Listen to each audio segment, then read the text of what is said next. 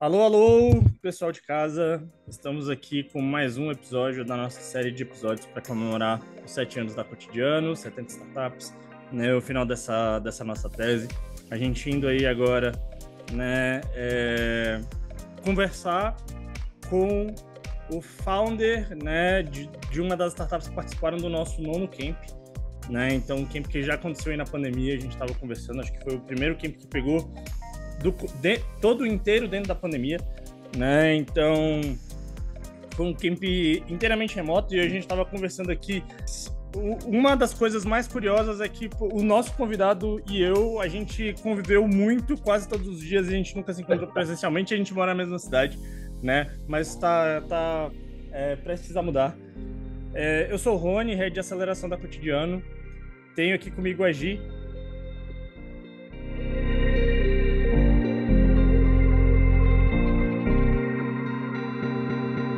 Oi, pessoal. Alô, alô, como diria o Rony, né?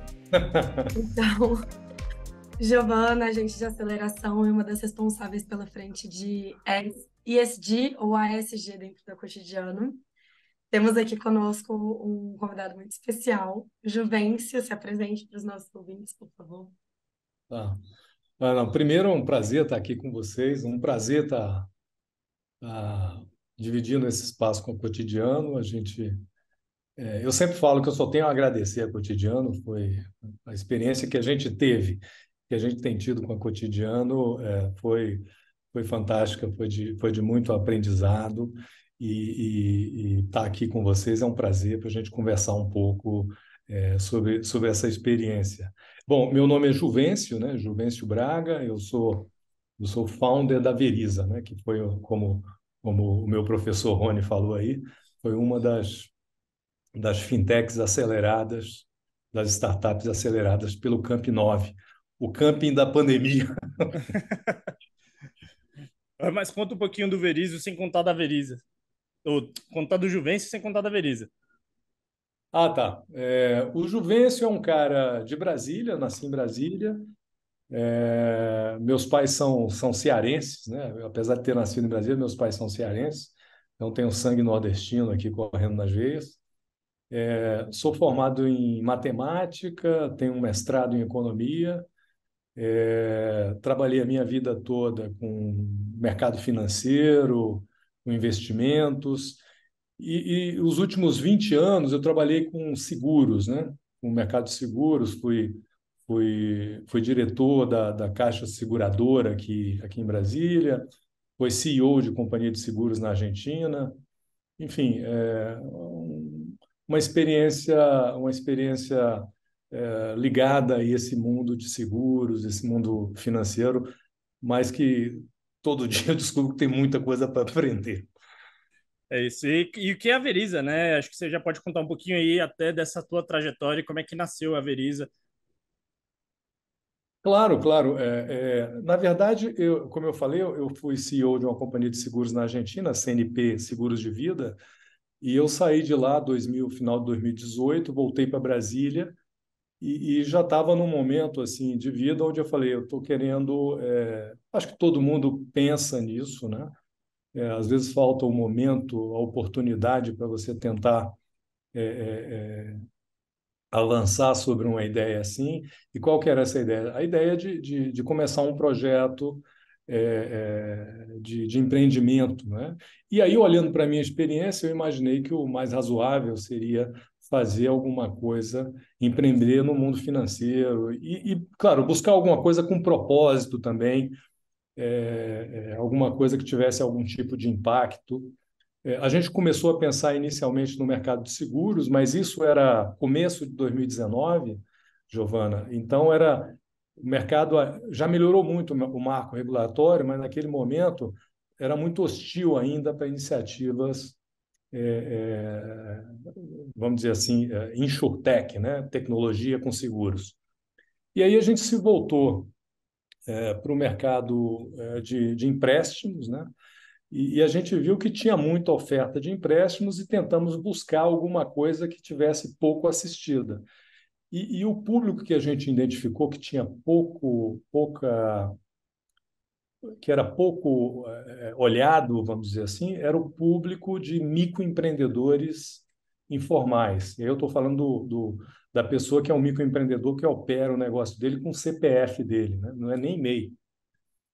E aí a gente começou a olhar algumas iniciativas aqui no Brasil, inclusive iniciativas de muito êxito, como a iniciativa do banco do Credicop, Credicop é na Argentina, do Cred Amigo, do Banco do Nordeste, né, que tem uma operação importante, a operação do Santander.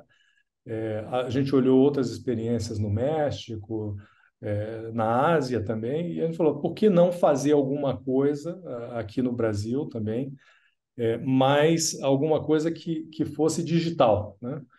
E a nossa primeira hipótese, qual foi? Foi, por que não oferecer microcrédito para grupos de microempreendedores usando o aval solidário de forma totalmente digital? E aí começou a nascer a coisa, né?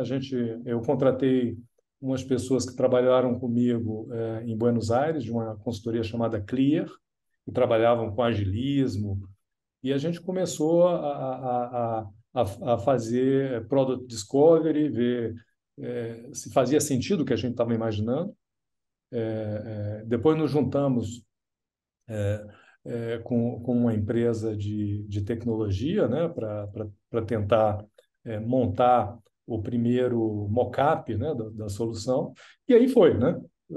Foi evoluindo, né? Então, até onde a gente está hoje, que tem muita coisa para fazer ainda, obviamente. Mas foi assim que nasceu, para responder a tua pergunta, Aham. E como é que Rony. como é que tá a Veriza hoje? O que que a Veriza faz hoje, né? O pitch, o tweet pitch da Veriza. A Veriza hoje é uma fintech, né, que oferece microcrédito para microempreendedores informais, e oferece esse crédito de forma totalmente digital. Hoje a gente trabalha tanto com crédito em grupo quanto com crédito individual, né? Então a gente, qual é a dor que a gente quer curar, né? Vamos dizer assim. Essas pessoas têm muita dificuldade de acessar crédito porque tem baixo histórico no sistema financeiro, enfim. Então, a Veriza ela tenta, usando tecnologia, seja tentando oferecer uma jornada amigável, cada vez mais amigável, e usando ferramentas de risco, facilitar o acesso dessas pessoas a crédito. Essa é o que a gente quer fazer. Legal demais, Juvência. E de 2019 para cá, foi um bocado, né? Vocês já devem ter vivido, já devem ter visto aí dentro da Veriza. Me conta um pouquinho dos maiores desafios que vocês já vivenciaram. Quando eu te falo assim, maior desafio da Veriza, o que que te vem à tona? Desafios, né, Giovana? Eu acho que a gente tem muitos desafios. A gente não é uma instituição financeira, né? Então na medida que a gente ainda não é uma instituição financeira, a gente tem um desafio que é funding, né, para as nossas operações. E esse funding, a gente pode conseguir esse funding de duas formas. Ou montando um veículo próprio, né, para fazer captação de recursos, pode ser um FDIC, pode ser uma securitizadora. Estava falando com a Giovana mais cedo que a gente tá consolidando aí a criação de um FDIC, perdão, de uma securitizadora, de forma que a securitizadora possa emitir debêntures que vão lastrear, né, futuras operações de crédito. Ou então fazer parcerias com instituições financeiras que tenham interesse em atuar nesse mercado, né, de microcrédito. E aí isso é um grande desafio, né, de geração de fundo, de fazer parcerias. Esses últimos meses, esse último ano, foi um ano que o cenário econômico ficou muito hostil, né, para empréstimos, né, porque a gente saiu de uma taxa Selic de 2% e hoje a gente está numa taxa aí de quase 14%, né, com elevação muito importante de inadimplência, com os agentes que emprestam muito hostis, né, a ideia de emprestar dinheiro. Então, de forma que isso, de alguma forma, dificulta essas parcerias. Mas a gente está conversando com algumas instituições, né, alguns bancos, para ver o que a gente pode fazer juntos. Mas esse é um grande desafio. Eu acho que eu ficaria aqui uma hora falando sobre desafios, mas eu acho que um outro desafio sempre é tração, né? Eu acho que sempre tração é um desafio gigante. Então, como trazer leads qualificados, como diminuir custo de captação, as coisas que eu aprendi com o Rony durante a aceleração, né? Enfim, isso é um grande desafio. São dois grandes desafios. E me conta como é que está sendo essa parte de trazer novos clientes, o que vocês encontraram aí de segmentações de público que fazem sentido, né? Uma das coisas que a gente conversou bastante sobre o processo de aceleração era quais grupos, né? Quais são os grupos que eles têm esse interesse, essa facilidade maior de fechar, né? A partir do aval solidário, né? A partir do crédito, como é que está sendo essa jornada de descoberta? Rony, quando a gente pensa no aval solidário, ela é uma ferramenta muito utilizada no Nordeste, né? Acho que isso o Crédito Amigo, como eu falei, ele acabou criando essa cultura no Nordeste. Então, quando você fala sobre aval solidário, ainda que você fale de aval solidário digital, que pode parecer uma coisa estranha, né? Porque a operação do Crédito Amigo ela é toda feita, ou grande parte feita no papel, né? Então, no nosso caso, a gente tem uma proposta de fazer isso tudo de forma digital. Então, quando a gente pensando do ponto de vista de geolocalização, né? Então, quando você fala de Nordeste, essa ideia é bem mais aceita, né? Quando você fala do resto do país, menos, porque, obviamente, não tem essa experiência, né? E a questão...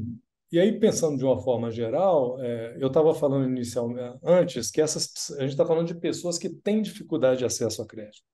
Então, às vezes, mesmo eles não entendendo muito bem, falam assim, não, mas olha, eu preciso do crédito, vou seguir aqui a jornada proposta por essa empresa, né?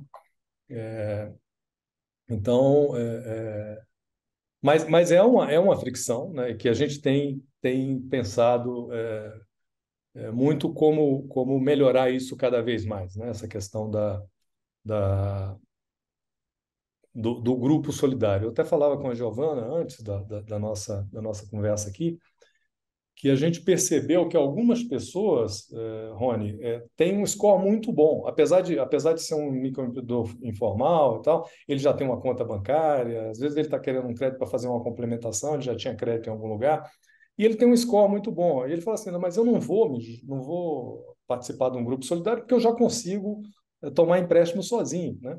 Então, a gente viu a necessidade de criar a possibilidade do crédito individual também, entendeu? Então, a gente está oferecendo crédito individual e agora a gente está estudando a possibilidade de oferecer crédito individual, eventualmente com um avalista, que não seja necessariamente uma pessoa do mundo, que não seja necessariamente um microempreendedor, mas que seja uma pessoa que possa ajudar aquela pessoa a tomar um empréstimo, né? Então, isso é uma coisa que a gente tem feito. Uma outra coisa que a gente fez o ano passado, a gente começou a usar o Open Banking, né? Então, hoje, o que está acontecendo? Na nossa jornada, o cliente, a gente pede os dados, explica, obviamente, da importância disso, a gente pede os dados da conta bancária que ele mais usa, né? Para que a gente possa, via Open Banking, ter acesso às movimentações daquele cliente. E isso ajuda, obviamente, na subscrição, né, daquela operação, né? Então, isso foi uma coisa boa, né, que aconteceu. Além disso, assim, eu já estou falando demais, mas além Mas é disso, para isso mesmo. além disso, inclusive eu tenho uma conversa hoje sobre isso. a gente está querendo ver se trabalha de uma forma mais organizada sobre redes sociais. A gente está percebendo, a gente fez algumas pesquisas, que não existe hoje nenhum canal que converse. Isso me chamou a atenção. Nenhum canal que converse com essas pessoas do jeito que a gente quer conversar, né? Porque todo canal hoje de educação financeira, ele tá lidando com um grupo que está numa camada C para cima, entendeu? Ou um grupo de gente empregada, com salário, está ensinando o cara a aplicar na bolsa. E o nosso público é outro público. A gente está falando aí do. Tem gente que não gosta, né? Você se lembra que tinha gente que não gostava quando eu O falava isso? Brasil B. É o Brasil 2, né? Brasil 2. É um Brasil 2, é um Brasil que está totalmente fora, né? Então, a nossa hipótese é: será que a gente consegue criar um canal que gere informação de qualidade para essas pessoas com uma recorrência de forma a gerar atração? Porque aí eu posso falar sobre a Veriza, né? Entre na Veriza, entre. é, então, é uma coisa que a gente está querendo explorar, entendeu? Em off aqui, vamos conversar sobre isso depois. Acho que eu consigo ajudar vocês. Ah, eu quero, eu quero. Vamos, a gente marca um papo aí pra gente explorar essas possibilidades. Porque, Rony, não tem ninguém que faça isso hoje, entendeu? Não tem ninguém. Aham. Porque, novamente, foi bom eu ter conversado com a Giovana sobre algumas coisas antes, porque, na verdade, a gente olha alguns sites, você olha o Sebrae é incrível, né? É uma universidade, mas muita coisa escondida dentro do site, né? Então, muita coisa preciosa está escondida dentro do site, né? E hoje você vê, hoje você quer saber qualquer coisa, eu mesmo estava com um problema aqui na piscina aqui de casa, você entra ali no YouTube e coloca uma palavra-chave, vem 450 mil vídeos de 5 minutos explicando como faz aquilo, né? Como uma criança de 12 anos consegue consertar a sua piscina, porque geralmente as pessoas têm a voz de, tipo, são só as crianças que explicam as coisas. Exatamente. Então, eu acho que esse é um público que usa, você se lembra das nossas hipóteses lá atrás, as nossas teses, né? É um público que usa muito celular, consome muito redes sociais, e se você, que esse é o que é o grande desafio, conseguir oferecer algum produto que gere informação para elas, que seja uma coisa curta, claro, não pode ser não pode ser uma live de 2 horas, né? Alguma coisa curta, um bate-papo com alguém que traga alguma informação que seja relevante. Ó, mudou uma legislação. Eu estava vendo ontem acho que foi ontem, o, o WhatsApp, né, recebeu autorização para começar a fazer operações com dinheiro na plataforma. Então, será que numa plataforma eu consigo fazer um comentário de 20 minutos e falar assim, como é que isso impacta na tua vida como microempreendedor? Né? Será que se a taxa de juros sobe, que ele fala Selic, ele não sabe nem o que é isso? Será que eu consigo explicar para ele o que é que significa isso? Será que. Então, e aí tem um desafio de a gente, primeiro, descer de onde a gente está, né? E tentar falar a linguagem que todo mundo entenda, né? Uma linguagem que todo mundo entenda, que sempre é um grande. Não usar termos em inglês, não usar termos siglas, né? E simplificar as coisas. É um desafio sempre de comunicação, né? Mas vamos ver se. Eu estava citando um exemplo para Giovana. Eu gosto de correr, você sabe, então eu estava correndo no parque no sábado e comprei lá um coco e veio com. Ela me deu um canudinho, né? Me deu canudinho, não, me deu um saquinho, né? Com canudinho, eu tirei, bebi o coco e depois tinha um lugar para você colocar o coco com canudinho, né? Depois eu falei para ela, por que a senhora não... Falei com muito cuidado, né? Mas uma sugestão, a senhora leva em consideração se quiser, mas fica mais simpático você colocar um lugar para colocar o canudinho do lado, né? Então, acho que tem dicas assim, até dentro dessa discussão de ESG, porque isso é uma coisa também que me aflige, né? Você, muitas vezes, financiando microempreendimento, claro que o cara está num processo lá de sobrevivência, né? Lutar pela sobrevivência. Mas até que ponto que a gente tem que, na medida em que a gente financia, falar sobre preocupações ambientais também com o que você faz. Olha, então os produtos que você for fazer, for usar, tenta usar produtos que sejam ecologicamente inofensivos, né? Isso, e mostrar que isso gera valor para ele, na medida em que o cliente vai percebê-lo de uma forma melhor, né? Claro que a gente não pode falar desse jeito, dessa forma, né? Mas é mostrar, são coisas que tem muita coisa para fazer, né? No final, o grande desafio é um desafio educacional, né? Uhum. De Mas todos nós, de de todos nós. todos nós. E o que você falou sobre falar menos termos em inglês, usar menos siglas, tem um problema de todas as pessoas que estão envolvidas com o universo de inovação. E a gente sofre disso, né? A gente fala muito do Startup quando a gente conversa com outras startups, com outros investidores, né? De estar acostumado a usar esses jargões que impedem que outras pessoas de fora, né, consumam mais, estejam mais por dentro e consigam se inteirar, né, daquilo que está sendo falado. Mas, Márcio, Eu acho que tem uma coisa pior. E, por exemplo, no nosso caso aqui, quando a gente ouve um termo em inglês, a gente fala, não, eu não entendo isso. Mas dependendo do público, é uma coisa mais agressiva, entendeu? Eu acho que para um microempreendedor, uma pessoa que às vezes tem um microempreendedor informal, que em muitas situações pode ter um nível de educação mais menor, né? Um nível de educação menor, ele pode se sentir diminuído, né? Na medida em que ele ouve expressões que são absolutamente estranhas para ele, né? E a gente falando aqui com a maior fluidez do mundo, né? exatamente.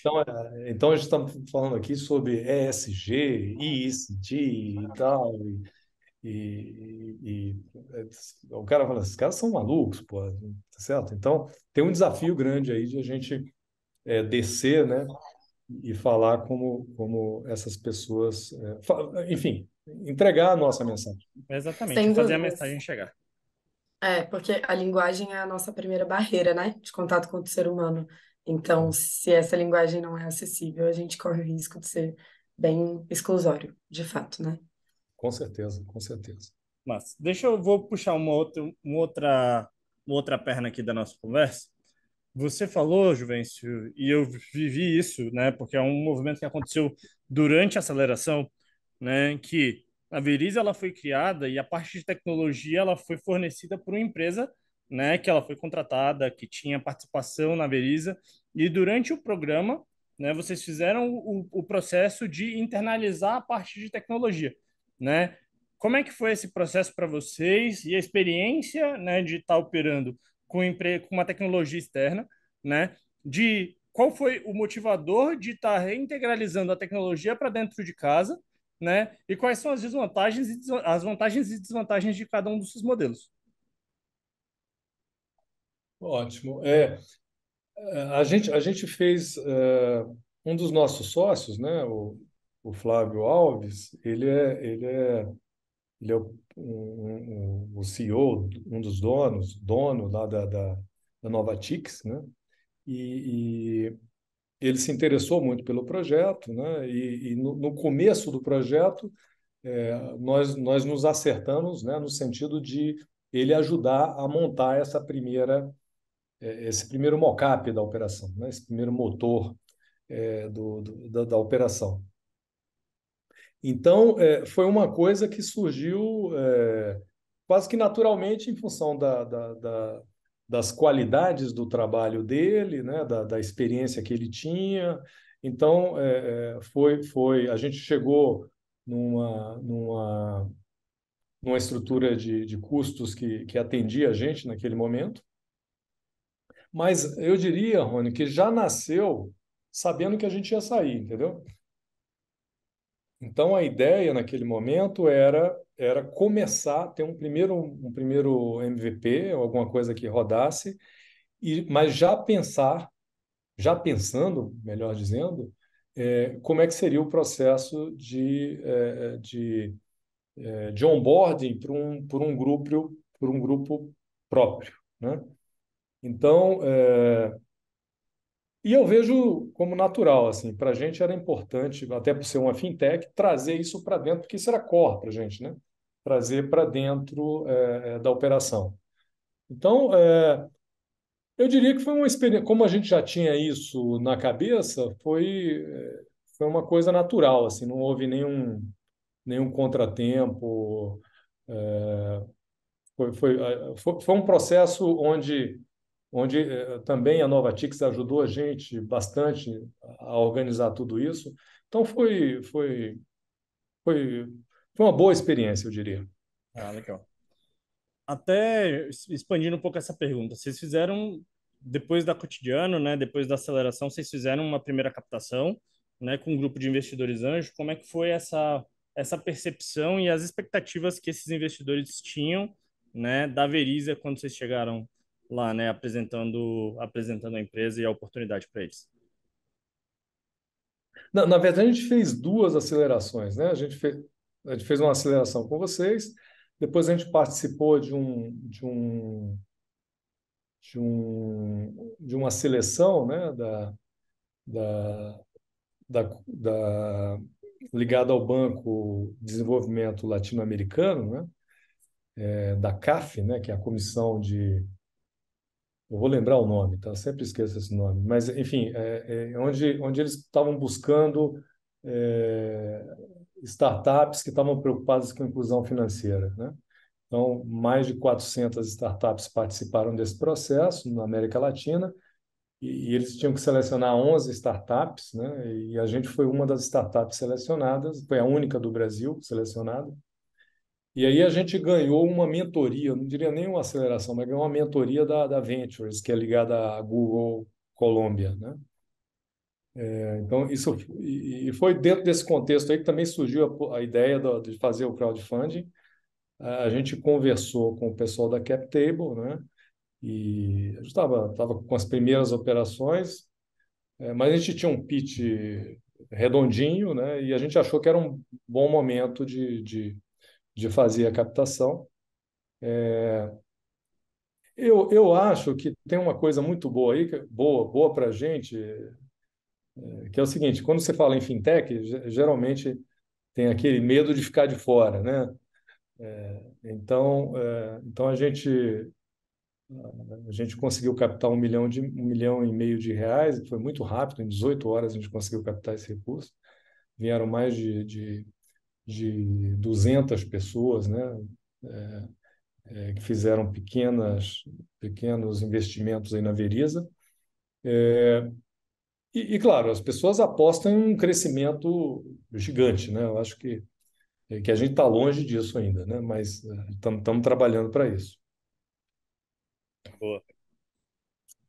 Legal. Acho que uma pergunta que eu tenho e que a gente tem feito também aqui nos podcasts é: Juvencio, qual é um momento em que você lembra, dentro da história da Veriza, que vocês viveram e que você fala, ok, nesse momento eu tive certeza de que empreender foi a ideia certa, que eu tô no caminho certo, de que o caminho é esse?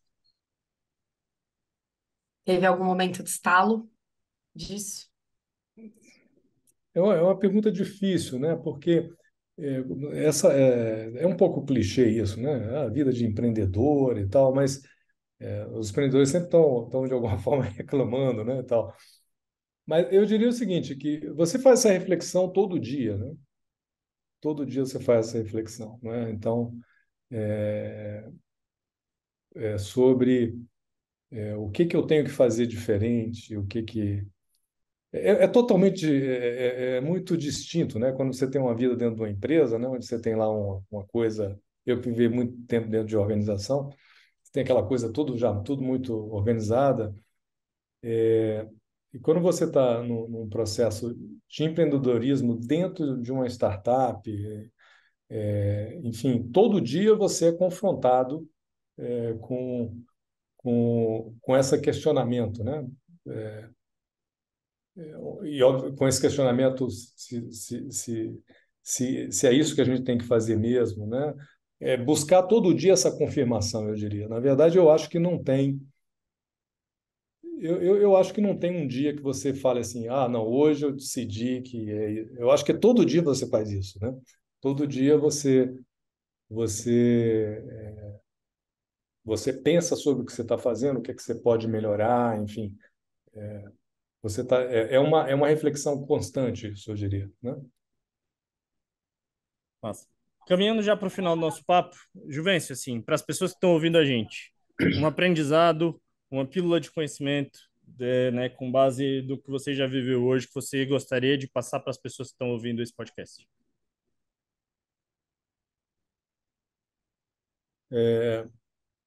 Não, eu acho que uma coisa que ficou muito clara para mim é a importância da conexão, né?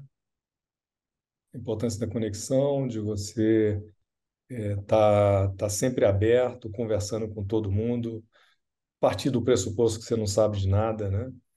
E isso vale para os dois lados, né? Tanto aberto para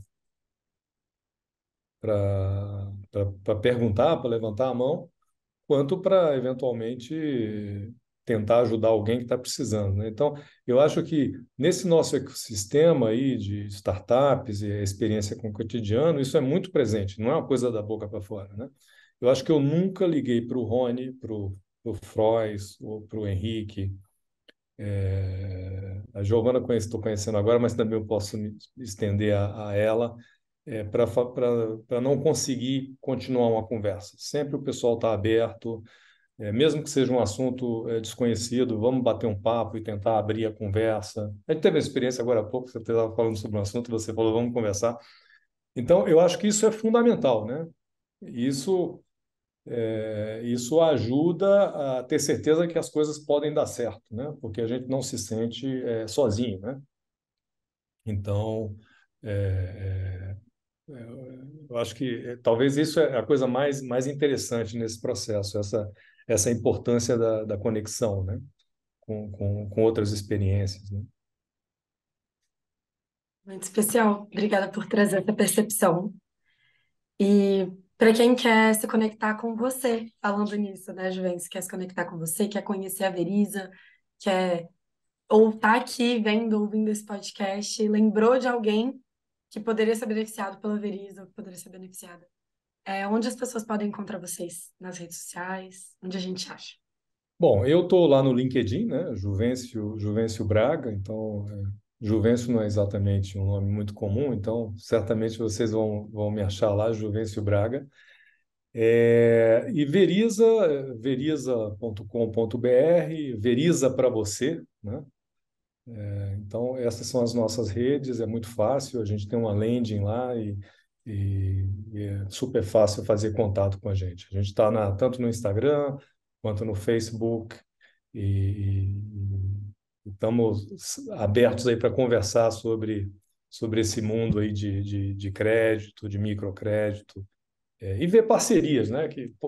Não precisa ser em microcrédito, né, Rony? Pode ser em qualquer coisa, né? A gente está Exatamente. na verdade, hoje está tudo é transversal, né? Então, na verdade, eu acho que podem surgir conversas sobre outros temas também. E vai ser sempre um prazer conversar, tomar um café. É o que você estava falando da conexão. Juvencio, meu querido, cara, prazerzaço revê-lo. Tinha um tempo que a gente não conversava, né? Agora Verdade, verdade. não vamos deixar essa peteca cair, né? Não vamos.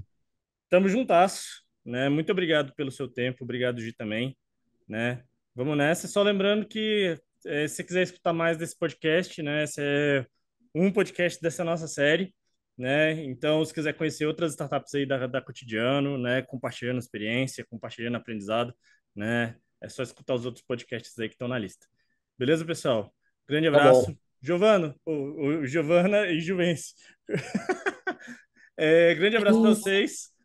Tamo junto. Um beijo e até a próxima. Tá bom. Um abraço, pessoal. Tchau, tchau. Obrigada pela participação. Tchau, tchau.